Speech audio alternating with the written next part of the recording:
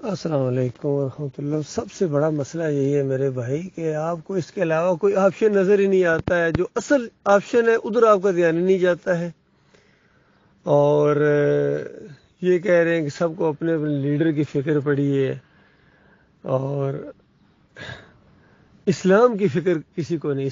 اسلام کی دجیاں بکھیر دی انہوں نے سب نے۔ کتنا سادہ اسلام ہے، کتنے سادہ واقعات ہیں۔ اللہ کے آخری رسول صلی اللہ علیہ وآلہ وسلم کو جب آخری رسول مانتے ہو تو ان کی بات بھی تو آخری مانو۔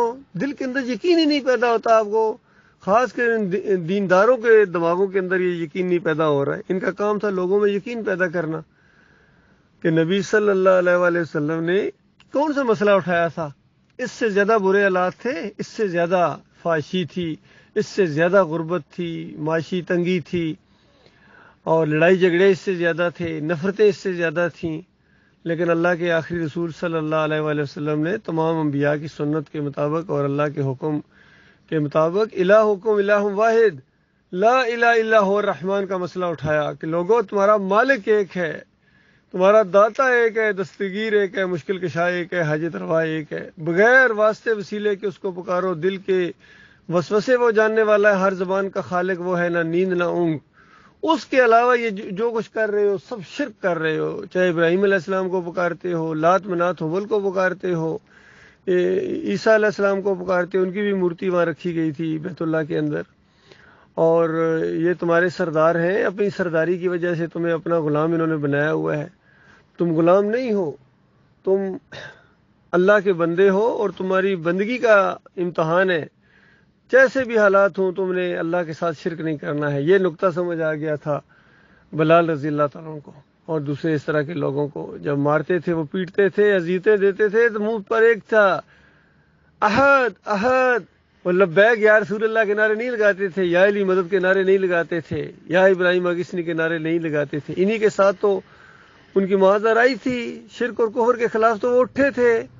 آج کہتے ہیں اس کے علاوہ کون سا آپشن ہے؟ اندازہ لگا جماعت اسلامی بھی یہی کہہ رہی ہے، حافظ سعید بھی یہی کہہ رہا ہے، اور خادم حسین رضوی کے مرید بھی یہی کہہ رہے ہیں، خود عمران خان بھی یہی کہہ رہا ہے۔ اس کے علاوہ کوئی آپشن نہیں ہے۔ اور اسی وجہ سے تو ذلت اور خواری ہے، جو تم اسلام کو بالکل جو اصلی اسلام ہے اس کو تم آپشن ہی نہیں سمجھتے، اندازہ لگائیے، اس کو ٹرائی ہی نہیں کرنا چاہتے ہو۔ تمہارے لیے سب سے غیر ضروری چیز ہے آج، کیوں؟ اقتدار کا شوق ہے، پگڑی باندھنے کا شوق ہے، اور بڑی بڑی گاڑیوں میں گھومنے کا شوق ہے۔ الہ کا مسئلہ بیان کرنے سے یہ چیزیں جاتی ہیں، تو چھپا رہے ہو دین کو، سارے لگے ہوئے ہیں۔ فضل الرحمان اسی طرح دین کو چھپا رہا ہے، طاہر القادری چھپاتا ہے، طارق جمیل چھپاتا ہے، تقی عثمانی چھپاتا ہے، خادم حسین رضوی پوری زندگی چھپاتے رہے، اور اب ان کے بیٹے کہتے ہیں ہماری بس صرف ایک ہی پہچان ہے۔ کہتے ہیں پہلے تو اسٹیج پر آ کے تھوڑی سی پہچان کروانی پڑتی تھی، تعارف کرانا پڑتا تھا ہمارے مقررین کو خادم حسین رضوی صاحب کے دور میں، لیکن اب ایک ہی پہچان ہے کہ ہم سارے کہتے ہیں کہ یہ جو ہے تحریک لبیک والے، یہ سارے کے سارے کہتے ہیں کہ یہ نبی علیہ السلام کے کتے ہیں، اور کتوں کا کام بھونکنا ہے۔ اندازہ لگائیے، جو انسان اللہ تعالیٰ نے اس کو انسان بنایا، اشرف المخلوقات بنایا، وہ اپنے آپ کو کتا کہنے میں فخر محسوس کرے، نبی کا کتا۔ حالانکہ اللہ کا کتا کتنا نجس اور پلید ہوتا ہے، اندازہ لگائیے، جو نبی کا کتا اور غوث کا کتا اپنے آپ کو کہیں۔